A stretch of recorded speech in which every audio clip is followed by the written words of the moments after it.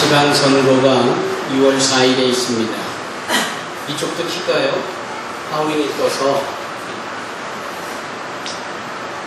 지방선거에 나오시는 후보자들이 우리 유권자들 앞에서 약속을 합니다. 또 공약을 발표합니다.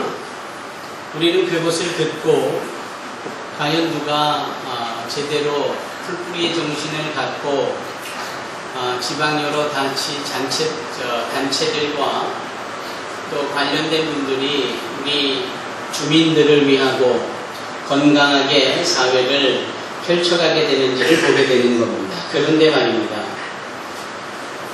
막상 그와 같은 공약보다는 서로에 대한 네거티브 그리고 억지 주장 그런 것들에 대한 진위 여부 이러다가 별로 이렇게 우리에게 감동을 줄 만한 이야기가 없이 시간이 다 되고 그래서 누구를 뽑아야 될지 잘 모르는 경우가 대부분입니다.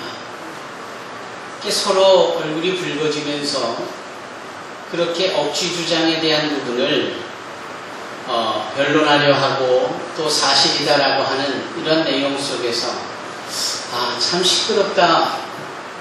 그리고 누구의 말을 믿어야 될지 모르겠다. 이런 생각을 하곤 하지요.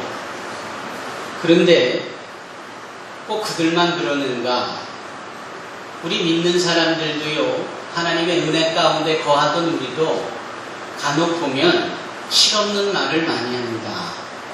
그리고 없는 것을 있는 것처럼 착각하기도 하고 또 있는 것을 없는 것처럼 여길 때도 있고 그래서 우리 스스로가 불편한 심정을 갖고 비합리적인 모습 속에서 말의 홍수와 잔치를 열고는 합니다. 엘리야라는 사람을 우리는 기억합니다. 그가 누굽니까? 아하방 시대 때에 하나님의 말씀을 증거하고 전하던 자였습니다.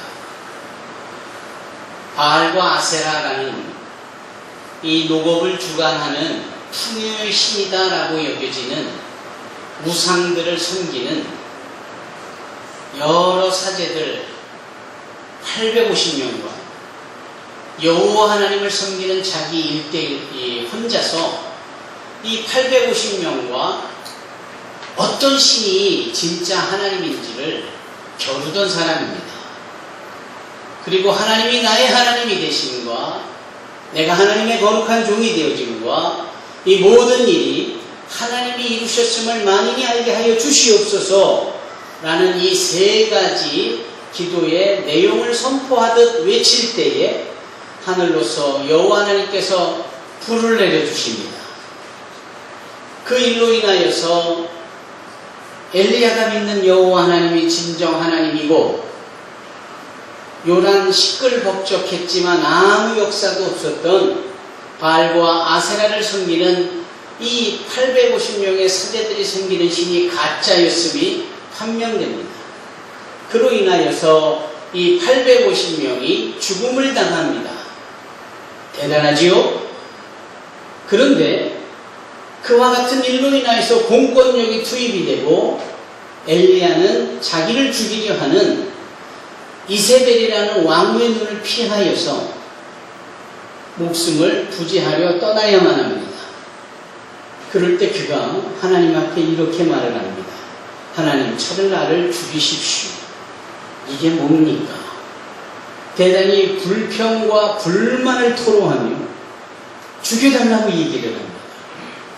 불과 며칠 전만 해도 하나님의 불을 응답으로 받아 누리기까지 그렇게 강력한 믿음을 보였던 자가 그 입으로 내뱉는 말이 고작 죽여달라라는 겁니다.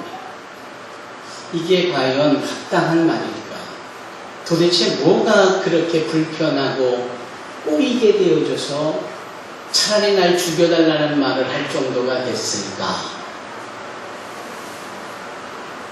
여러분, 우리는 또 다른 선지자 요나를 봅니다. 그 요나에게 하나님께서 니느웨 성으로 가서 당신의 말씀을 증거하고 선포함으로 죄를 지어 죽어가는 이 니느웨 성 사람들이 돌이켜 회개하고 말씀 앞에 순종함으로 구원의 반열에 서게 하도록 말씀을 하셨습니다. 그러나 요나 선지자는 니느웨 성 정반대편인 다시스로 일부러 방향을 옮겨가다가, 즉 하나님의 말씀에 불순종하다가 그만 바다에 던지어져 큰 물고기에 잡히게 됩니다. 준영이 많은 꼬마와 저를 가르치는 선생님하고 대화가 열려집니다. 그 선생님이 세상에 아무리 큰 물고기라고 해도 사람을 통째로 삼킬 수가 없다. 아가미의 구조나 이 고래가 소위 포유류로서 그럴 수는 없다. 이렇게 말을 했습니다. 그러자 준혁이만한 꼬마가, 선생님, 성경에는 분명히 큰 물고기가 요나를 꿀꺽 삼켰다고 했습니다. 아, 글쎄 아니래도 절대 삼킬 수가 없는 거야. 선생님, 성경에 그렇게 써 있는데요.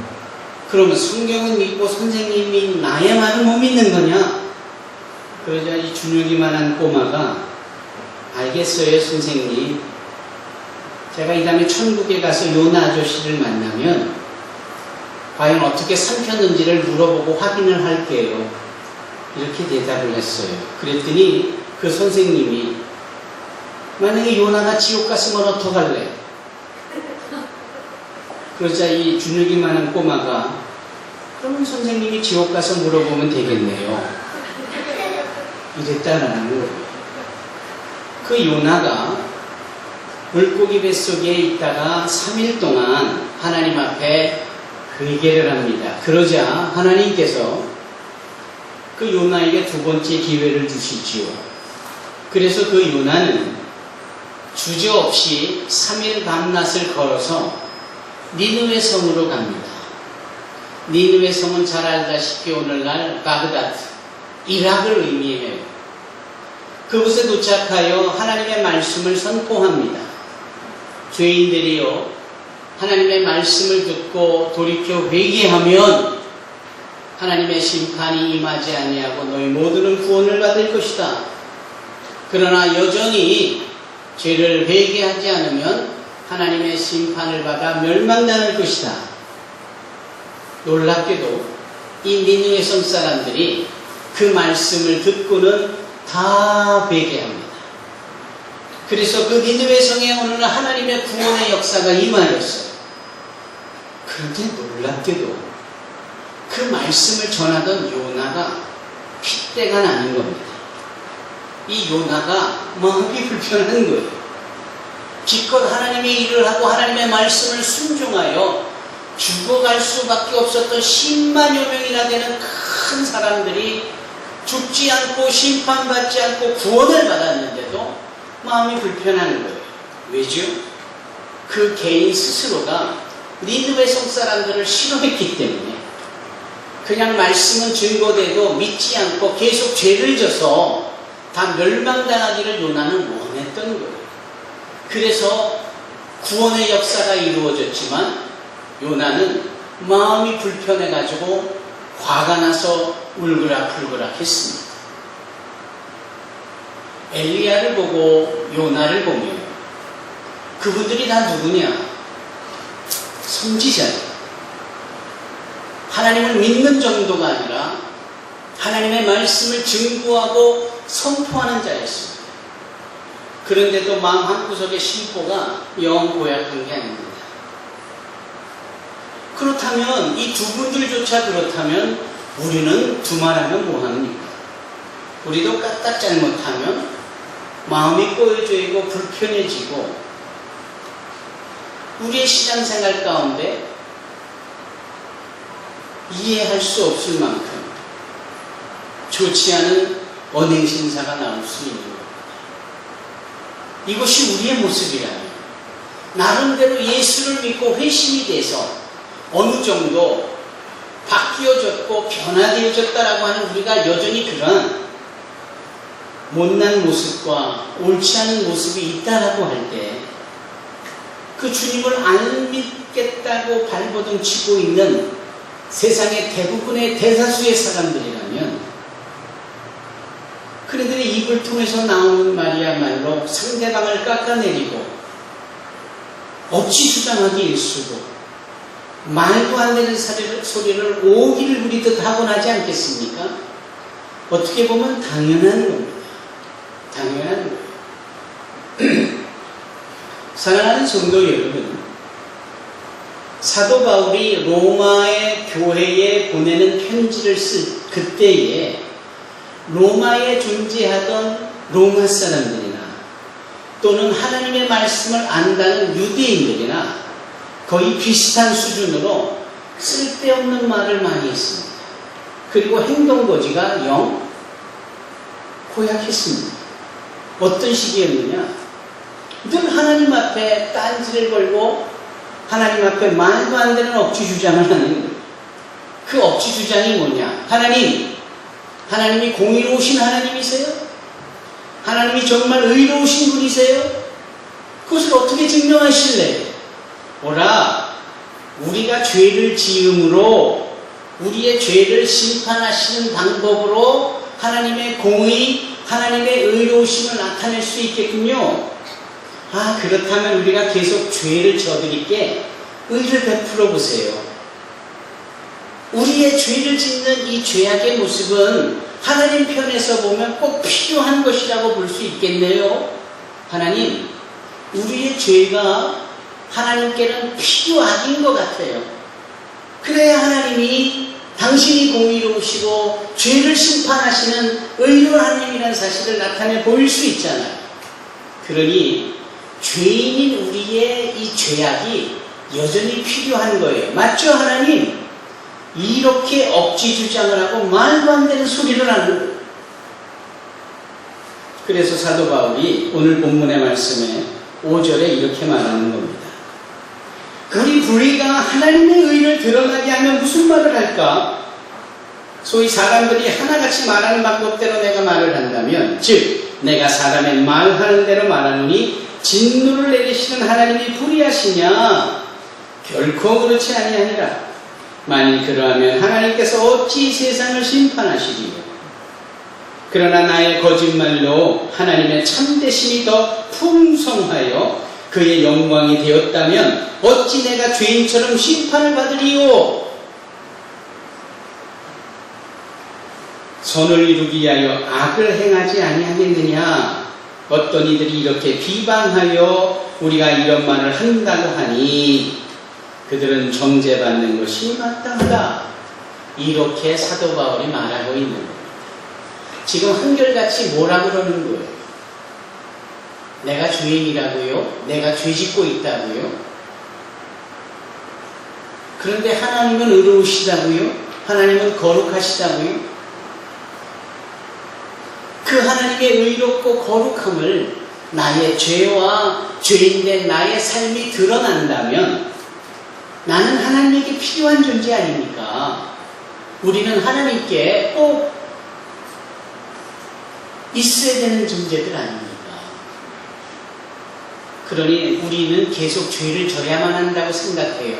맞죠, 하나님? 라고 사람들이 말하는 것을 사도 바울은 여기 이렇게 5절로 8절로 기록을 한 겁니다. 어휴, 말도 안 되는 소리를 하고 있구나.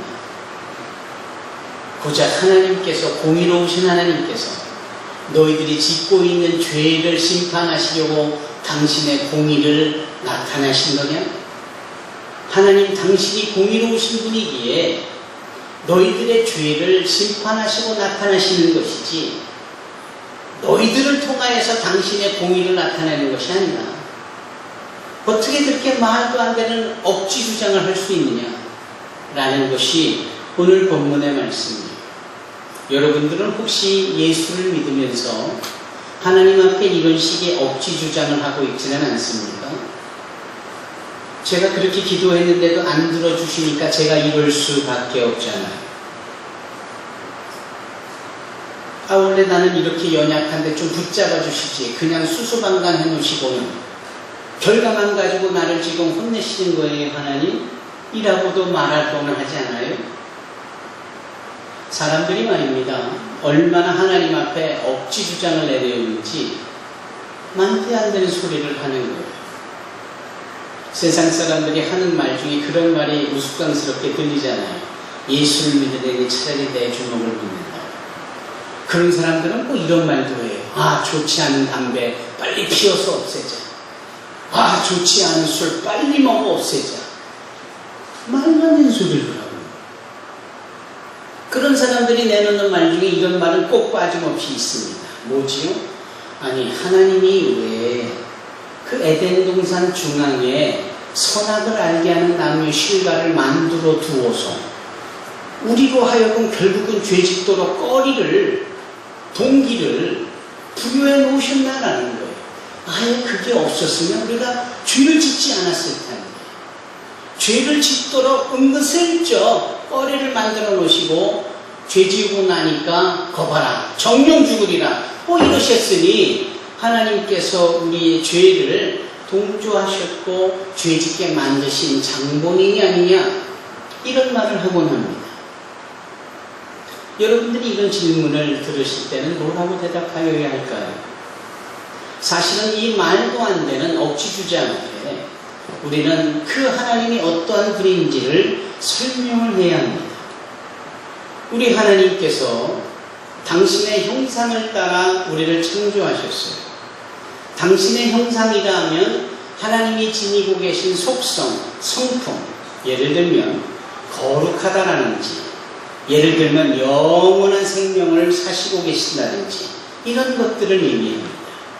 하나님은 우리를 이렇게 영원히 살 수 있는 존재로, 거룩한 존재로 창조하신 것입니다. 그리고 하나님의 빼놓을 수 없는 속성 중에 하나는, 성품 중에 하나는 뭐냐? 하나님의 자유의지십니다. 하나님은 하시고 싶은 대로 하세요. 하나님이시니까. 그런데 그 자유의지의 특권을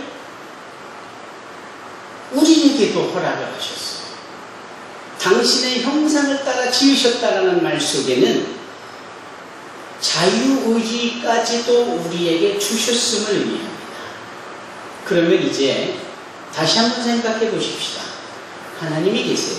창조주시지요.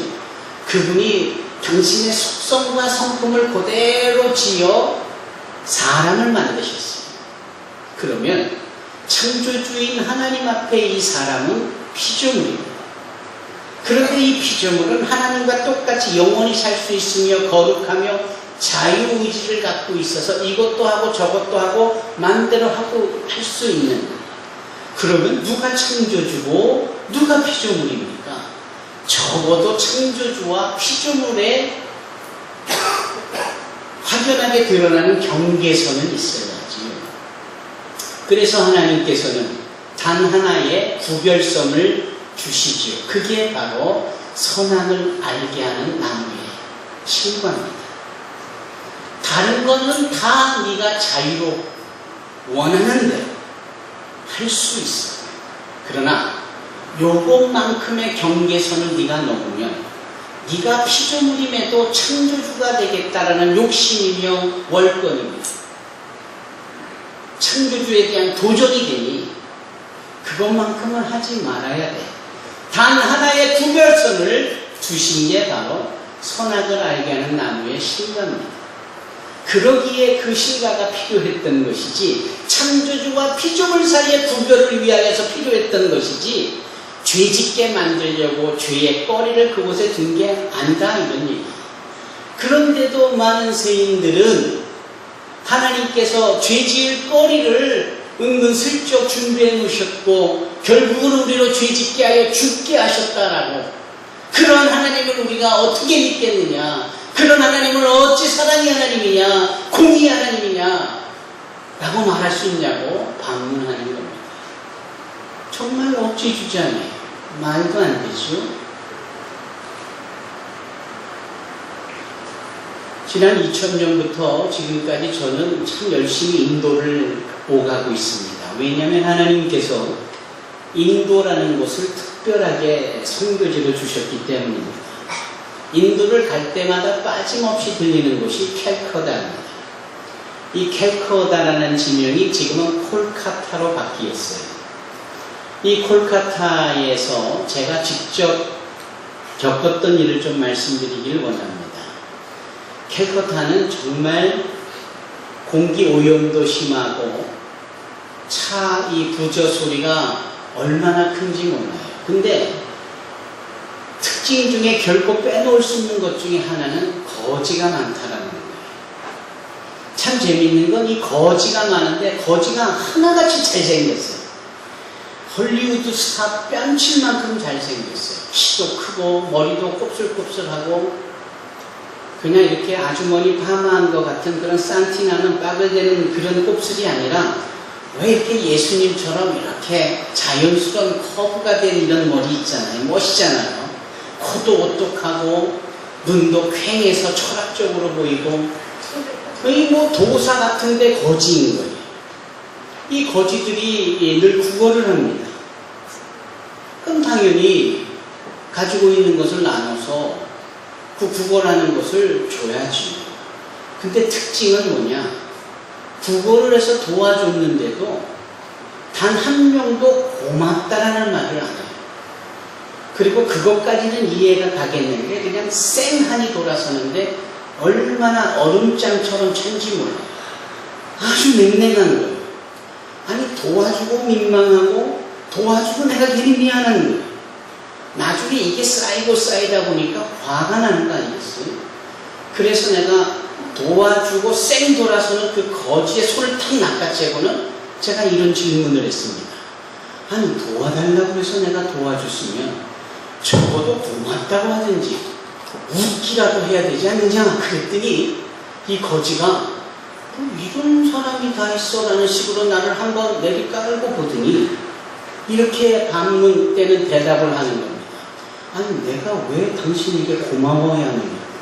그래서 내가 어안이 없어가지고 어리벙벙해서 아니 내가 도와줬는데 고마워해야지 그랬더니 무슨 소리냐고.